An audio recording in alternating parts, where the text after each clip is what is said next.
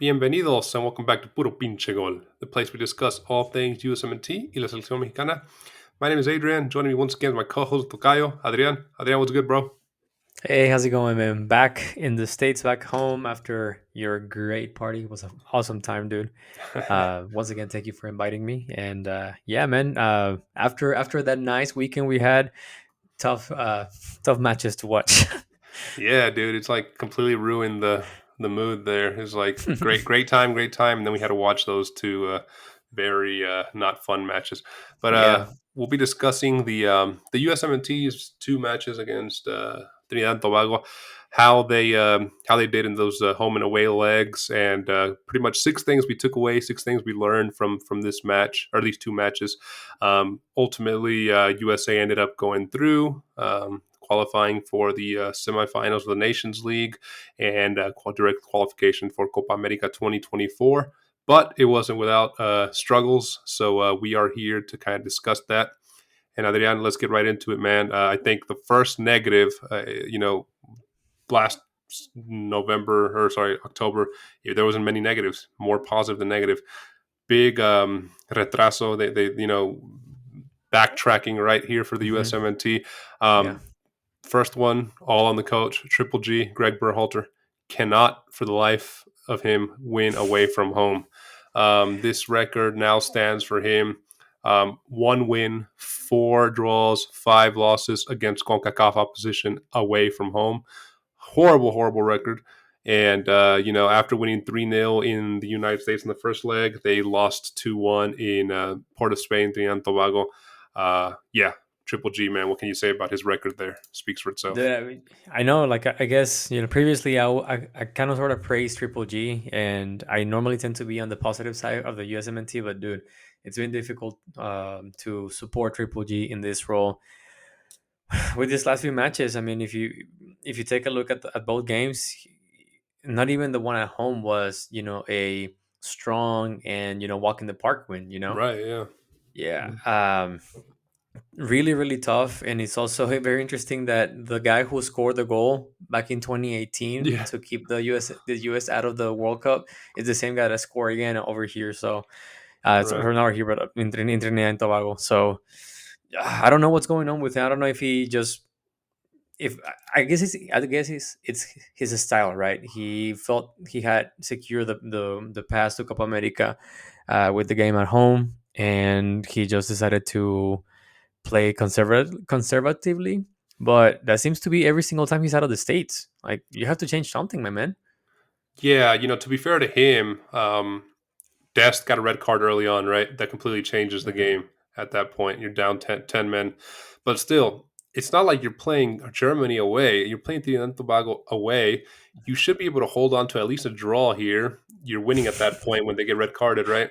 And Yeah. you got to make changes to, okay, we lost one of our defensive backs. How are we going to modify this? This is again on Triple G. Not the red card itself. That's completely undest. But making the changes to adapt to the situation is on Triple G. He didn't adapt. USA ended up losing 2-1. Ended up winning 4-2 on aggregate, still making it through. But again, like you said, the first leg wasn't convincing.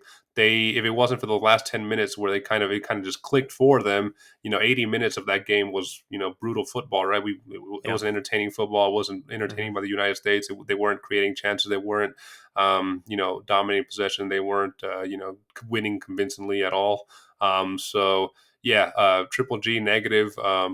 Yeah, he definitely needs to adapt better and start getting results away from home because there's rumors that if he doesn't do well in the Copa America, he can be out. I don't believe that. I think that he's too in with the USMNT to with the board to get kicked out. If they didn't kick him out for what happened before, they're not going to kick him out for this. So he has to get better Damn. results somewhere, man. But yeah, You gotta believe, dude. I'm tired of believing, man. I want results Yeah, I don't against blame these you. smaller nations. You have to get Yeah, results, dude. definitely. Um, a neutral here. Not many neutrals. Not many positive. One that we kind of already mentioned. It's not a positive just because it's something that should be expected of the USMNT. Hmm. They qualified for Copa America. Qualified for Nations League semifinals. Congrats. It was a struggle, but yeah, did it. neutral. Again, it's not going to be a green, not going to be a green check mark. Should be expected. No, and it shouldn't, man. As you said, I mean, this is something that the three big teams in CONCACAF, which are Costa Rica, United States, and Mexico. Yes, no Canada. Um, it's that's the least expectation, right? They should almost always qualify to the semifinals of Nations League in CONCACAF, and they shouldn't struggle at all to qualify to a Copa America.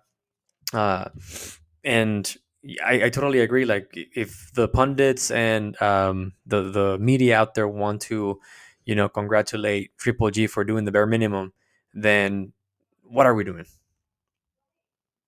Yeah. What are we doing? You sound like what's his name, Taylor Twellman there.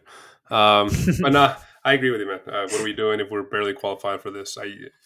Like I said, it's a regression, especially for the Yeah. last couple months where Hmm. we were seeing some positive signs. Another negative here for the USMNT in these two games was Serginho Dest. We've seen him in the past that he's a hothead.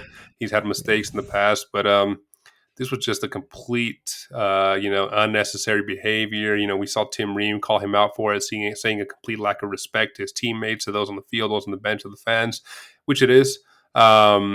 It's just completely unnecessary. You're up 3-0. At that point, you're up 1-0 at the second leg, 4-0 overall. And you're going to just, you let your emotions carry you that way. I don't know. It just, he's still a young guy. Stuff like this happens, I guess, but something he needs to learn from. And there's been calls for people saying that he should be removed from the USMNT player pool going forward. I don't think it needs to be something that drastic. He's still one of the best backs the USMNT has, but definitely maybe some punishment is in order. No, I mean, I don't think you're wrong in any statement you just made, dude. I mean, it's I think he's definitely one of the players that we have criticized the most, right?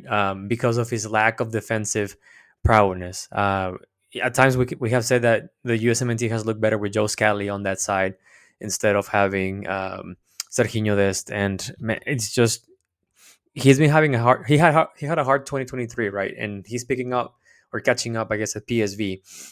But if he thinks that just because he plays in Europe, right, and he has a good standing with Triple G, if he thinks that this is gonna save him and allow him to do whatever he does on the pitch, lose his calm and then put the team at risk because that's what he did, uh, then I don't think you need that kind of attitude around the team, right? I don't think you need that Yeah, the poisonous attitude, that poisonous behavior, because what would happen if this was I don't know, a quarterfinals at Copa America or quarterfinals at the World Cup?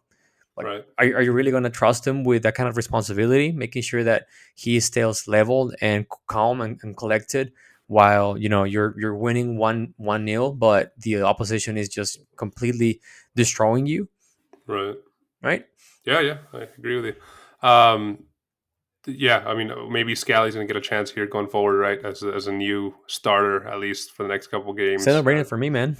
Yeah, he's been playing well, and he's been when he's needed to come in for Dest, he's been doing it well. So, Yeah, if they've needed an excuse to get kind of Dest to the bench, this is it. this is it. Yeah. Um, one of the one positive we have from these two takeaways is the performance of Jedirobinson. He missed out the last window due to injury, so he was back. He came back with 2 goals in 2 games, and he was definitely the USMNT's best player on the field for both those 2 games. As a right back, as a left back, scoring 2 goals. It's always going to be positive for him. Yeah. And he looked back. He's obviously one of the USMNT's best players playing in Europe right now consistently. Hmm. Who starts every game for Fulham. We see him playing alongside Tim Ream, so he's very familiar with that system, and he just showed that he's definitely a piece that the USMNT misses when he's not playing, and it's glad to see him back. I mean, can't really say much more about Jedirobinson. Yeah, no, I don't think I have anything to add. He's the perhaps one of the most consistent players for the USMNT, both with the USMNT and at his club. Still a lot of potential for him to keep growing. It's going to be difficult to find a replacement or even have someone in the bench that is as good as he is with the USMNT. So props to him. I really hope that he continues to have these performances, and I'm glad to see that even though he was injured last FIFA friendly weekend, I guess, that he came back and he pretty much hit the ground running. Like there was no there wasn't like any specific lag or any readaptation time for him. Right, he just jumped in and he looked like he was playing, or he had been playing with everyone else for the last 2 months. Yeah, somebody who differently, I'm gonna use that as a segue to go to our next Mhm. negative here. Somebody who hasn't looked like he's been playing with everybody for the past 2 months, who we've normally been very fond of, very positive on, have hyped him up a lot. Someone that recently lost his starting position and his club, and it showed. Is Matt Turner, who about a month ago he made that horrible mistake against Liverpool, and ever since then he's been benched for Nottingham Forest.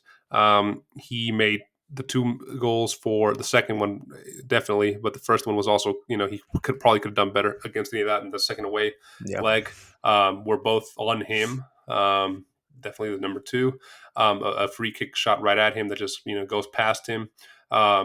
This is what happens when you have a keeper not playing at it, consistently, right? I mean, Yeah.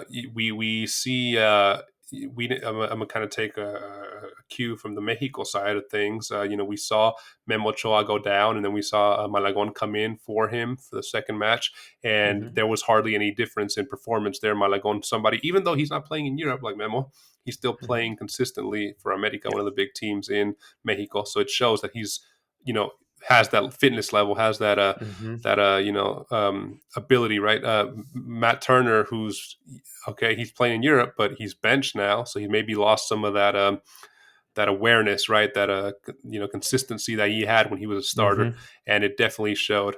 But to go along with this negative, to make it a double negative, who else is there? I mean, you have Ethan Horvath, who's behind Matt Turner's number three at Nottingham Forest, and there's no other keepers that the USMNT has. So a big negative, and if this continues to be happening for the USMNT, where Matt Turner is not playing, I can see this becoming a big problem for the USMNT.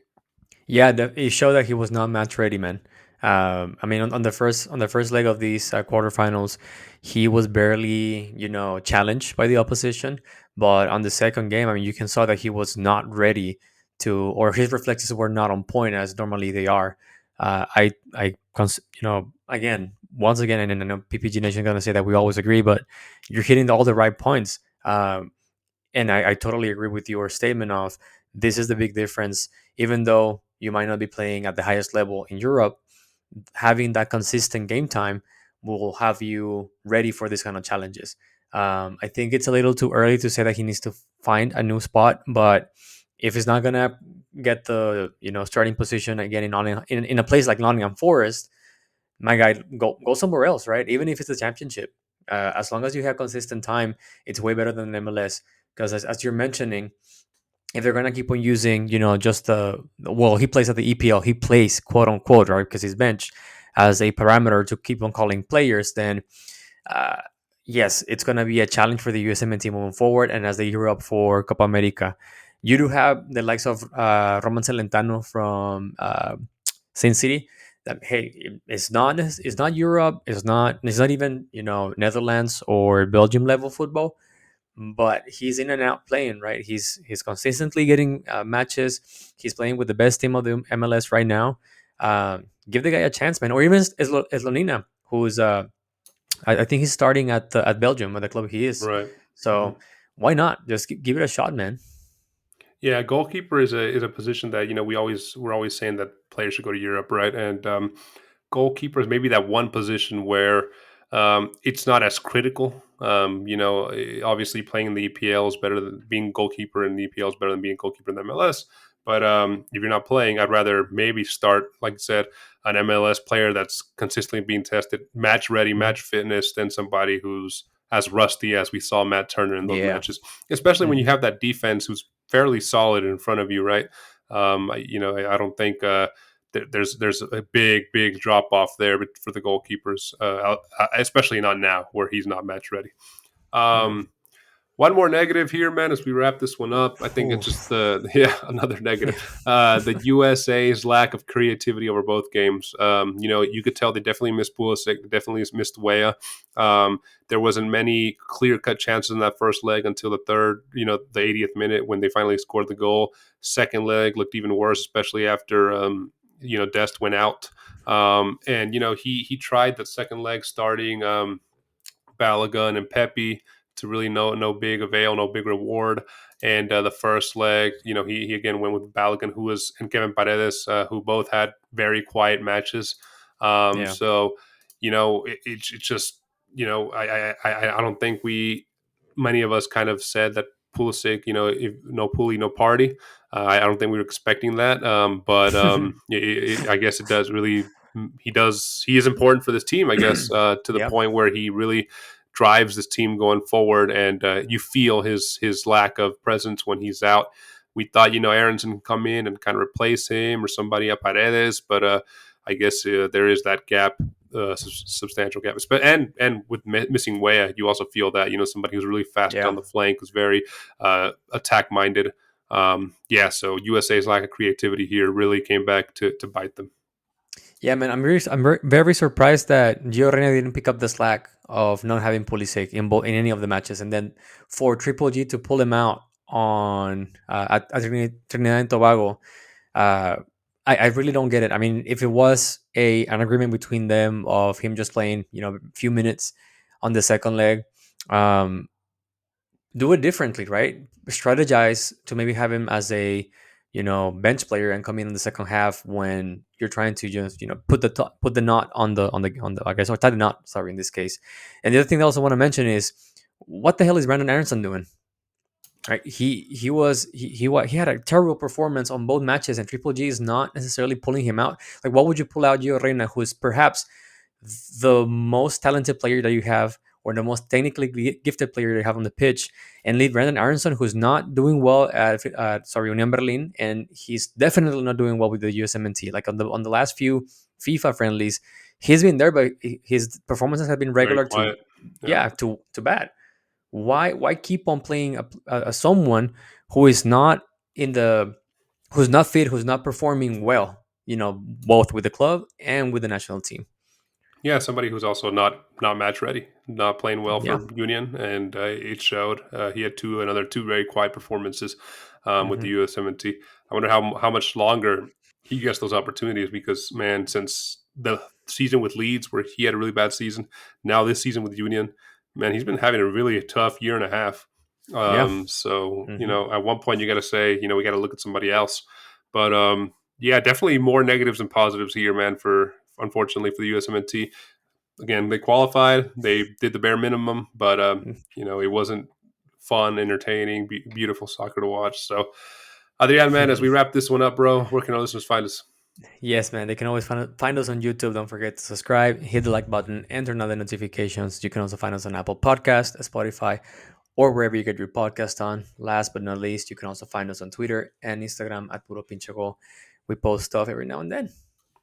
Yeah, make sure to follow us and let us know in the comments. We like interacting with you guys. Were we too harsh with the USMNT, or did they really just play that badly?